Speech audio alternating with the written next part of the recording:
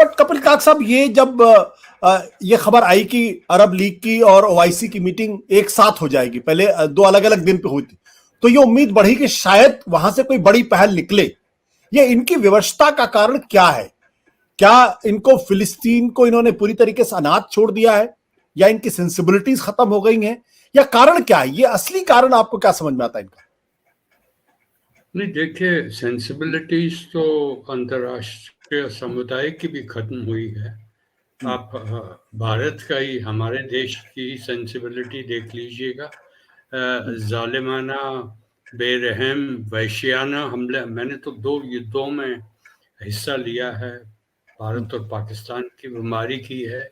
हिंदुस्तान और पाकिस्तान की जो कोई भी जंग हुई है आज तक, हमेशा सिविलाइज्ड रही है। किसी भी देश ने दूसरे देश के सिविलियंस को निशाना नहीं बनाया है, लक्ष्य नहीं बनाया है, बड़ा डेलिकेटली। और वो भी उस जमाने में हमने युद्ध किए हैं जबकि प्रिसिजन गाइडेड वेपन्स थे ही नहीं। एक बॉम्ब था, एक रॉकेट था, अपनी 2 आंखों से वो हम टारगेट बना देते थे। तो मेरे ख्याल में ये चैलेंज सारे सारे विश्व के लिए है कि युद्ध का रास्ता जो है वो एक हैवानों का रास्ता बन रहा है। अब जो युद्ध हो रहा है वो सिविलाइज्ड युद्ध नहीं है। तो ऐसे ही आपने खुद ही कहा है कि नरेश जी ने भी समझाया है कि बहुत दर्दनाक एक स्थिति है। अगर हर 10 मिनट के बाद एक बच्चे की मौत होती है तो वो क्या दिखाता है, जो आप ही ने शब्द इस्तेमाल किया है, सेंसिबिलिटी क्या है सारे विश्व की, या वेस्ट एशिया की, या इजराइल की, या बाकी मुल्कों की। तो ये तो मेरा पहला जवाब है।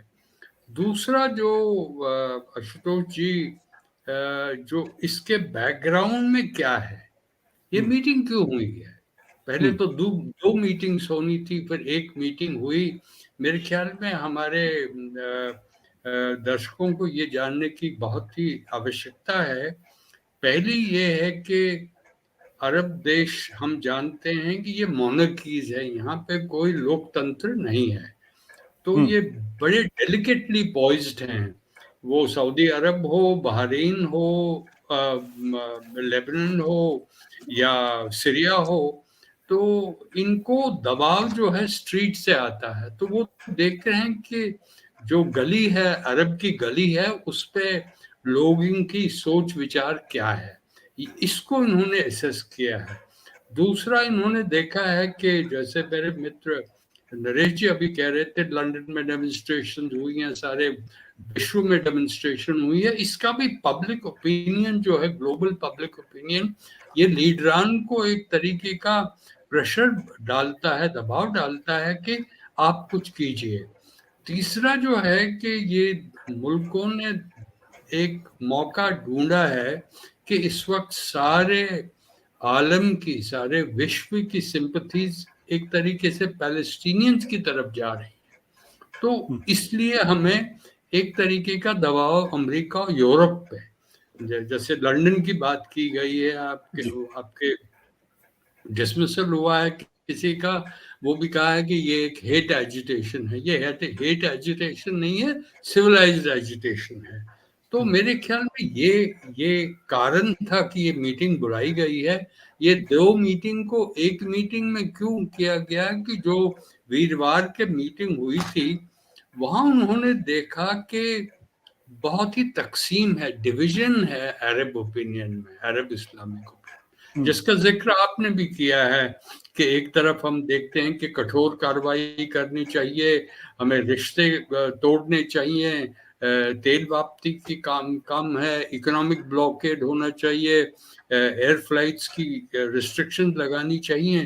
तो इस पे जो एलिफेंट इन द रूम जो हम देखते हैं, हाथी जो हम इस कमरे में है, वो है सऊदी अरब और ईरान के रिश्ते, जो कंपेटिटर इतने सालों से हैं। तो हमने देखा है कि अगर वो I2U2 है, या आप इब्राहिम अकॉर्ड को देखते हैं कि एक तरीके से जिसपे मोहम्मद बिन सुल्तान पूरी तरफ से सहमत करते थे अमेरिका की और बाकी मुल्कों की, कि एक नया ऑर्डर आएगा पश्चिमी एशिया में, जिसमें इजराइल और सऊदी अरब एक तरीके से, और चाइना ब्रोकर जो एक और तरीके का एक सहयोगी कार्यक्रम जारी हो रहा था, जिसमें ईरान और इजराइल का ये दोनों का एक संबंध ठीक हो। तो इसमें जो गेन कौन था, नेट गेन किसका था, वो सऊदी अरब का था और मोहम्मद बिन सुल्तान का था। इसीलिए आपने देखा होगा कि अगर आप गौर फरमाएंगे, बारीकी से देखेंगे, ऐसे भी कुछ आरोप लगाए जा रहे हैं कि ये जो 7 अक्टूबर का जो हमला हमास ने इजराइल पे किया, इसके पीछे कुछ ईरानियन रणनीति थी, क्योंकि जो आइसोलेशन इस सारे क्षेत्र में, पश्चिमी एशिया के क्षेत्र में, जो अगर कोई पावर आगे बढ़ रहा था वो मोहम्मद बिन सुल्तान का सऊदी अरेबिया, वो एक तरीके से ईरान की आइसोलेशन हो रही थी। अब ईरान कह रहा है कि देखिए हमें आप बोल नहीं सकते हैं। इसीलिए अगर आप देखते हैं जो अभी तक रिएक्शन आई है, जो आउटकम्स आए हैं, जो स्टेटमेंट्स आप देख रहे हैं, एक तरफ से तो डिस्टिंक्टली ईरान की सबसे बड़ी हार्ड लाइन पोजीशन, जिसका अभी जिक्र हुआ, आपने किया है, नरेश जी ने किया, मैंने भी जिक्र किया था कि ये जो कठोर कार्रवाई है ये ईरान का हाथ है। इसके साथ अल्जीरिया, लेबनान और सीरिया ये मिलजुल के ये एक कॉमन स्ट्रेटजी लगा रहे हैं। दूसरा जो है मॉडरेट, सब मॉडरेट है, वो यूएई और बहरीन है कि रिश्ते मत तोड़िए क्योंकि हमें इजराइल के साथ काम करना है। आप जानते हैं तुर्किया तो इजराइल को सारा तेल, कच्चा तेल जो दे जाता है वो तुर्की से आता है इजराइल को। तो मतलब ये इनके रिश्ते तोड़ना आसान बात नहीं है।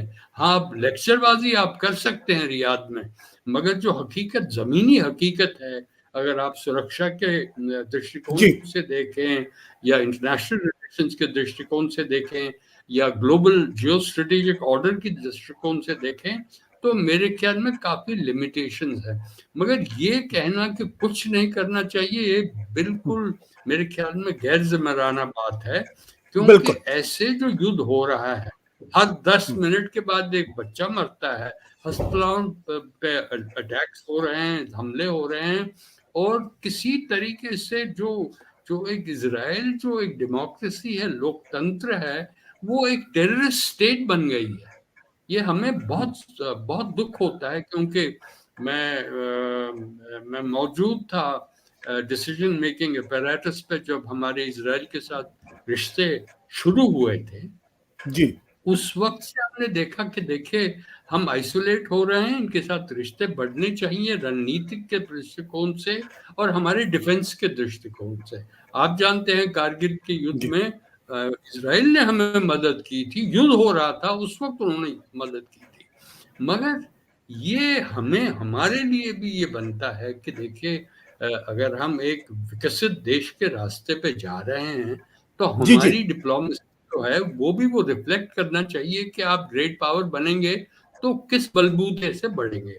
क्या इसमें निकला क्या है, ये मैं सिर्फ कह सकता हूं कि कॉमन पोजीशन जो हैं वो ये है कि सैनिकी कार्रवाई ये सबकी है, इसमें हार्डलाइनर, मॉडरेट्स और न्यू मॉडरेट सब मिले हुए हैं। मेरे ख्याल में दर्शक ये जानना चाहेंगे कि आखिर इसमें से निकला क्या है। कॉमन तो कुछ निकला होगा, वो ये है कि सैनिकी कार्रवाई से कोई काम नहीं चलेगा, ये रास्ता बिल्कुल नहीं अपनाइए। दूसरा, आप परमानेंट युद्ध विराम अभी कर दीजिएगा, ये सब के सब ईरान ने, अगर आपने स्टेटमेंट देखी है, वो कहा है। सत्य हिंदी का ऐप डाउनलोड करें गूगल प्ले स्टोर पर।